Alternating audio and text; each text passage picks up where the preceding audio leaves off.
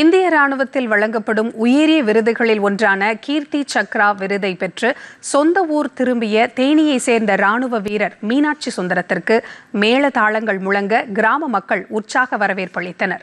இது குறித்த ஒரு செய்தி தொகுப்பு.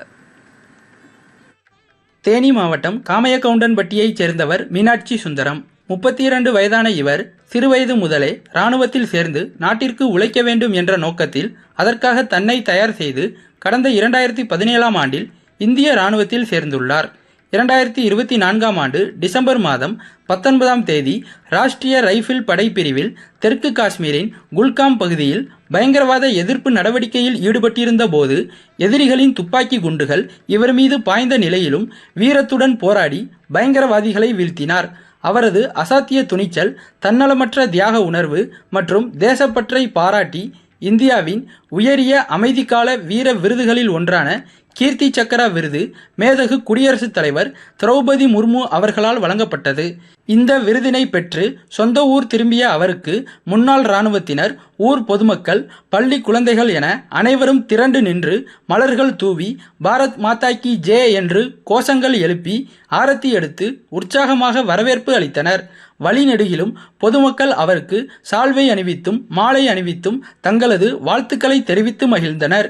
எந்த நிலையிலும் களத்தில் பயங்கரவாதிகளை வீழ்த்த வேண்டும் என்பது மட்டுமே இராணுவ வீரனின் ஒரே குறிக்கோளாக இருக்கும் என்றும் நாட்டிற்காக இரத்தம் சிந்தியதை நினைத்து பெருமிதம் கொள்வதாகவும் இராணுவ வீரர் லான்ஸ் நாயக் மீனாட்சி சுந்தரம் நெகிழ்ச்சியோடு தெரிவித்தார். எனக்கு இராணுவத்தில் சேரன்ற அந்த ஆசை சிறு வயதிலேருந்து இருந்தது. ஸ்கூல் சேர்றப்ப இருந்தே நாங்கள் அந்த இராணுவத்து போலீஸில் ஏதாவது ஒன்று சேர்ந்துருந்தா நாங்கள் அப்போ இருந்தே எங்கள் வீட்லேயும் சொல்லி வளர்த்தது. எங்கள் ஊரில் இருக்க எங்கள் காமையகவுண்டன்பட்டியில் இருக்க மேக்ஸிமம் வேலை பார்க்குறது இராணுவத்துலேயும் போலீஸ்லையும் தான் வேலை பார்க்குறாங்க. அவங்க கொடுக்குற மோட்டிவேலையும் அதில் தான் நாங்கள் இராணுவத்தை சேரணும் எங்களுக்கு ஆசை இருந்துச்சு சார். பட்ட கஷ்டத்துக்கு இந்த நேரத்துக்கு பார்க்க ரத்தம் சிந்தினதுக்கு அந்த அரசாங்கமே எனக்கு இவ்வளோ பெரிய விருது கொடுத்துருக்காங்க. அது மிகப்பெரிய சந்தோஷம். அது எங்கள் குடும்பத்தார்களும், எங்கள் ஊர்க்காரங்களும், எங்கள் ஸ்கூல் டீச்சர், காலேஜ் ப்ரொஃபஸர் எல்லாம் அங்கே வேலை பார்க்குற ஆளுங்களும் எல்லாம் சந்தோஷப்பட்டாங்க. அதுக்காண்டி நான் ரொம்ப சந்தோஷப்பட்டேன். வருங்காலத்தில் இராணுவத்தில் சேர இளைஞர்களுக்கு நான் சொல்கிறது, ஸ்கூல்லேருந்து என்சிசி, என்எஸ்எஸ் இந்த மாதிரி இதில் சேரணும்.